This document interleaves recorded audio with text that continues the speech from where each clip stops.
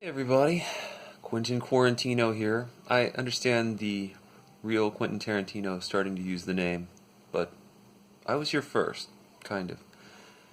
Well, it's the beginning of the week. Susan is doing a ballet practice online on our patio, and I am productively spending the time by sitting here on the couch. Hamlet here is sitting on my lap, and he's been kneading my gut, but we're both watching Susan. Anyway, since it's the beginning of the week, I thought that you might enjoy the combination of watching Susan and hearing me tell another story. I thought this one would be about my very first day in science. I originally wanted to be a golf course architect, and obviously science was not my first choice. However, I decided I needed to get a real job. Originally I wanted to be a doctor. Decided I hated hospitals. That's a whole other story. But I cast it around as, I think, a sophomore in college, looking for someone who was willing to take me on. And eventually I found a guy. I show up, talk to him. We hit it off okay. And he tells me to come in and start on Monday.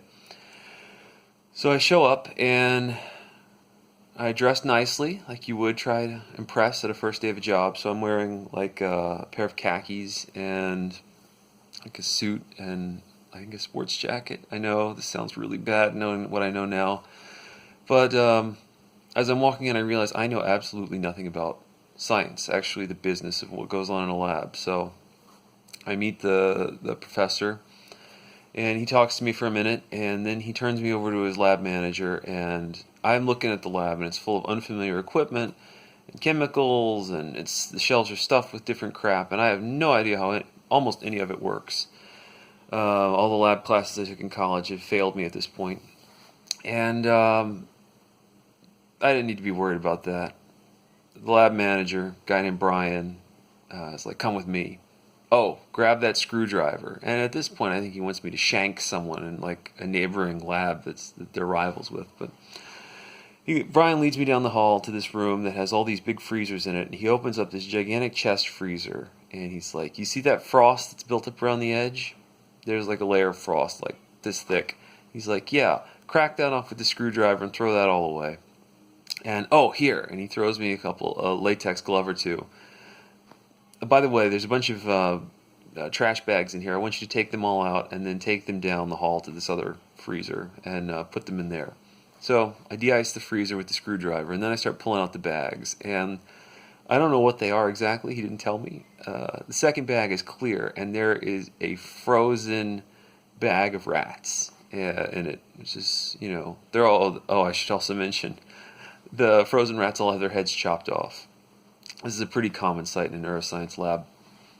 Like the third bag has a bunch of dead monkey parts. Should I even be saying this? Yeah, why not? It happened a long time ago.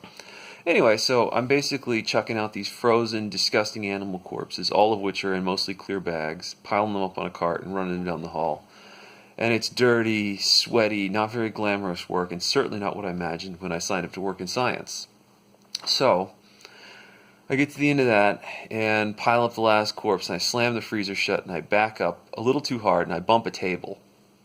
Unbeknownst to me, I had knocked over a bottle of relatively concentrated hydrochloric acid, which spills and runs across the table and begins soaking into my sports jacket, which I'm still wearing. I should also get the visual of me in a sports jacket cleaning out animal corpses in my new glamorous job. So the acid soaks into my jacket, soaks through my jacket, soaks into my shirt, soaks into my pants, soaks through them, and begins to eat into my left butt cheek.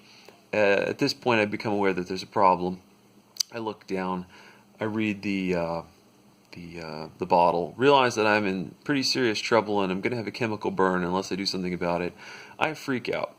Well, I think everyone knows that when you get acid on you, you need to take some sort of bath or shower in water. And there are emergency showers, but of course in a real panic, an inexperienced person like me would totally forget about them. The next best thing is like pouring water on it, but all the sinks in the lab aren't good to dunk your butt into. To work out?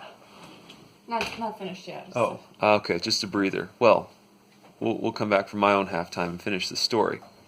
So, Right, I have acid eating into my butt cheek. I need water badly, and I've just discovered that not only can I remember to use the emergency shower, but I can't get myself into any of the lab sinks. They're not built for that.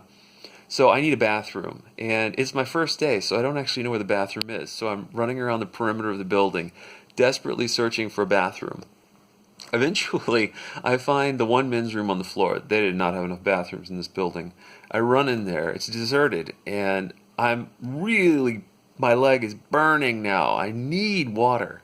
And I realize I have two options. One is to either dunk my butt in the toilet, or the other is to actually sit in the sink. Well, obviously I picked the sink. I jump in the sink butt first, stick my butt in there as low as it'll go, and I was a lot fatter then, so I mean this was a Herculean feat. And I throw on the water. So the water is pooling up. It's rising, rising, rising.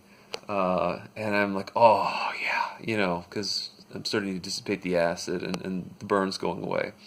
So I'm out of the woods at this point. I've neutralized the acid by diluting it, and I'm feeling pretty good about myself when the door to the bathroom opens, and the second in command of the department, a full professor, distinguished professor of neuroscience, I didn't know him from Adam at this point, but he walks in, sees me sitting in the sink with the faucet still on.